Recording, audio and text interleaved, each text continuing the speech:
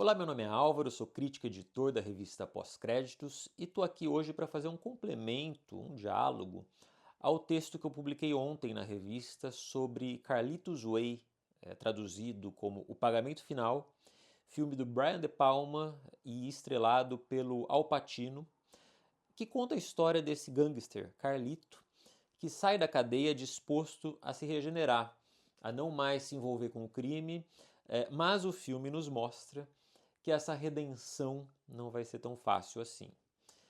E no texto que eu publiquei ontem, eu parto de um recorte, todo o texto, né, faz um recorte, é impossível a gente dar conta de um filme por inteiro. Então eu parto de um recorte sobre a questão da imagem nesse filme, que é algo muito caro ao De Palma como cineasta. Né? Ele vai fazer um diálogo sempre muito forte com a matriz hitchcockiana, também nesse filme, mas em outros. Então, com essa questão do Alfred Hitchcock, que está posta lá no Vértigo e no Janela Indiscreta, por exemplo, do sujeito que olha e de quem é observado. Então, nesse filme em específico, eu começo a desdobrar por aquela cena em que Carlito sobe a laje de um prédio para observar a ex-namorada que faz uma aula de balé no prédio à frente. Né? E aí, claro, remetendo logicamente ao Janela Indiscreta. Hoje eu queria trazer um outro recorte que me parece complementar, que é a questão do corpo nesse filme, mais especificamente de uma parte do corpo. Mas vamos antes a uma cena que eu acho que vale um comentário, uma cena que tem uma montagem muito perspicaz, tá? E que vai me levar a um personagem importante depois. Logo que Carlitos sai da prisão, ele está ali andando pelas ruas com os colegas, com os companheiros, ou seja, ele quer sair da máfia, mas os colegas são os mesmos, né? E ele encontra uma outra gangue, uma outra facção, e senta para conversar com o chefe. E ele fala que ele se aposentou, que ele não quer mais essa vida. E esse outro cara, esse outro chefão, ironiza. Fala assim: Ah, eu não sabia que você tinha vocação para religioso. E o personagem do Al Pacino devolve essa ironia com um sarcasmo ainda mais duro, porque o rosto dele está impassível e ele responde assim: eu estou estudando para ser padre. E assim que ele dá essa linha de diálogo, vem um corte seco. E esse corte nos leva não só a um outro plano, mas à cena seguinte, que é o sobrinho do Carlito rindo. Um riso, sabe aquele riso contido de quem quer rir mais alto, mais seguro o riso? Então, é esse riso que se articula, que se conecta diretamente com o sarcasmo do plano anterior. Só que o plano anterior é uma outra cena. Então me pareceu uma montagem muito perspicaz na hora de completar essa piada e de alguma forma nos induzir a esse mesmo tipo de riso, né? Mesmo estando já na cena seguinte, em que esse rapaz dirige com Carlito no banco do passageiro. Esse rapaz, na verdade, vai colocar Carlito, acho que na primeira grande cilada dentro desse filme, né?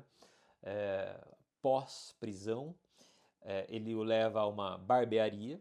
A gente vê um sujeito sendo ali barbeado e o barbeiro aperta um botão para avisar alguém que está lá dentro. Né? Essa barbearia ela ali camufla um outro espaço, né?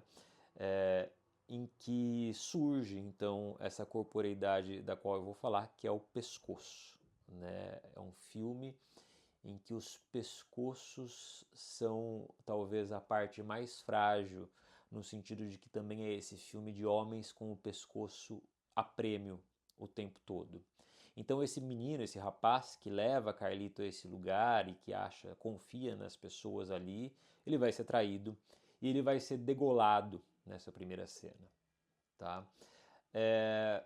Carlito é um sujeito que está o tempo todo de camisa e quase sempre em público com o colarinho fechado. Aliás, não só ele, tá? Todos esses chefes, todos esses figurões, o personagem do Champagne, que é um advogado corrupto, amigo dele, o personagem do Benny, que está numa subtrama, mas que vai ser bastante importante mais adiante, todos eles estão sempre com o colarinho alto, com o nó da gravata alto, muito bem ajustado, né? Benny, aliás, num confronto é pego pela gravata, tá? Então, o pescoço desses homens me parece ter essa construção simbólica, às vezes quase didática, porque mais de uma vez esses personagens ameaçam: eu vou quebrar o seu pescoço. Tá?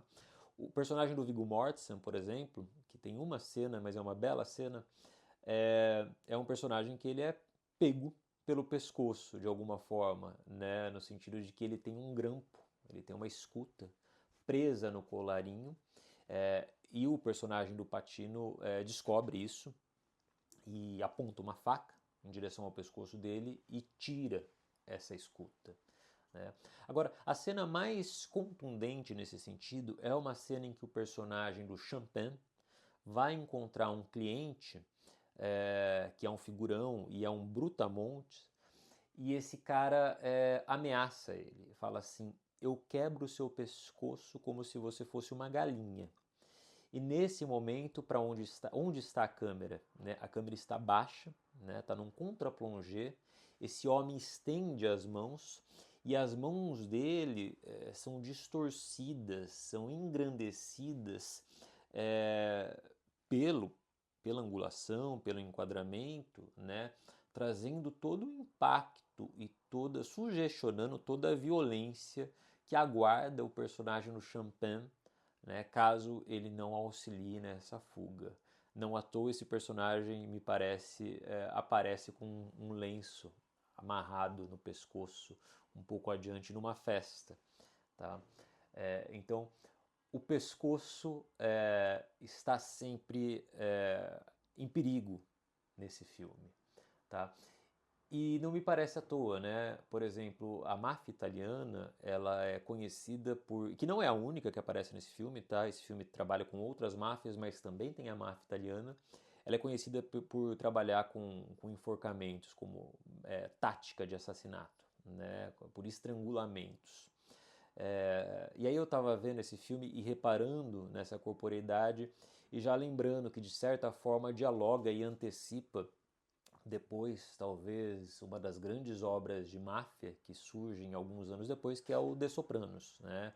Tony Soprano, numa cena bastante conhecida e bastante controversa, assassina um personagem estrangulando-o com as próprias mãos e esse assassinato aparece, né, em campo o tempo todo.